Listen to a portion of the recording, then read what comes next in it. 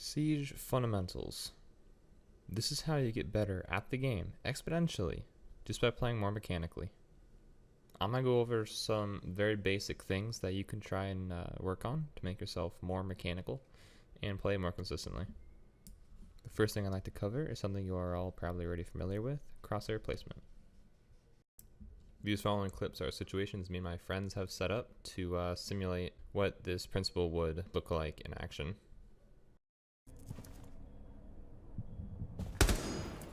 Okay. Op 4 eliminated. Mission successful.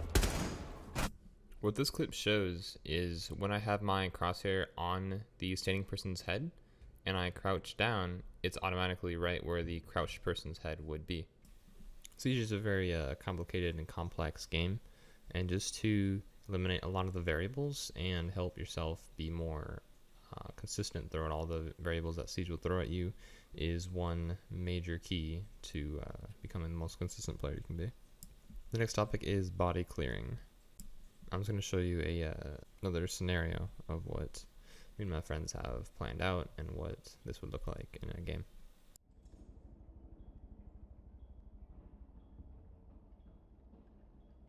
One friendly operator remaining. Good shot.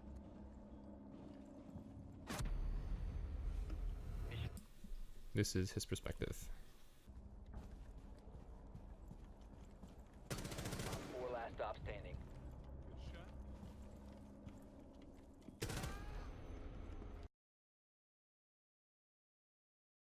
Take note, what he does right here is checks that first angle to see if anyone's there, and then he moves on to the next angle.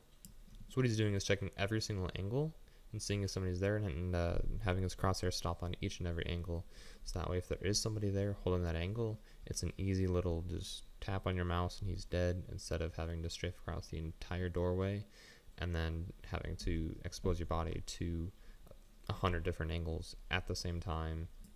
That's kind of the gist of body clearing a room.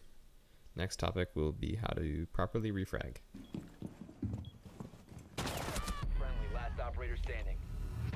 Good job. Friendlies. I feel like this is a bit self-explanatory, but I still see a lot of people messing up with it. So I mean, after your teammate dies, you should see the tracers, and it should be an immediate, he's right there, and you can just pre-fire him. The next part is cutting the pie, which is basically you round the corner, you see someone there, what do? How do you pre-fire it? How do you post-fire it? How do you get back into cover? These guys explain it better than I ever could, so yeah, I'm just going to roll it and put subtitles over it. Another thing is that in order to jiggle peek effectively, when you actually see an enemy, you need to immediately shoot back, and then get back into cover. Jiggle peek and just retreat back in cover while shooting. While so firing. A lot of people do a lot. So basically, it's a fighting retreat. So a lot of people who don't realize that, they'll do one of two things. They'll peek out, they'll see the enemy, and then they'll stand still and just hold down the trigger, thinking that's good. But no, they've just made themselves a stationary target on an enemy who's already have their crosshair on head level here. You're dead if you stand still, right? Yep. Why do you think Tachanka is such a shit operator even though he's got a shield? Because Yeah. he's stationary. Exactly. And then the second thing people will also do, they'll see the enemy and then they'll fully commit. They'll do a full strafe, thinking that's good too. But no, you're exposing your entire body. So the reason why you want to do fighting retreat is you're slicing the pie. Imagine there's an enemy over there on my ping, right there around that corner. You're slicing the pie. As soon as you see the enemy, you begin shooting at him, but also retreat back into cover, strafe back into cover, right? That's basically the fundamentals of jiggle peeking. As soon as you see the enemy, begin jiggle peeking. Do not stand still. Do not do a full strafe. And if I can mention a benefit of slicing the pie, exactly what you're talking about against the aforementioned ways of playing, first and foremost, staying here and just holding down the trigger, right? You turn yourself into a stationary target, and the full committers. If you do a fighting retreat, that allows you to slice the pie again, all over again, and expect that guy who does the full commit around the angle, right? Or the stationary target. It allows you to come back maybe at a different level. You know, it just gives you a slight break in the action so that you can actually think about what your next move is. Exactly. The last and most important thing is that you are human. You will never be perfect.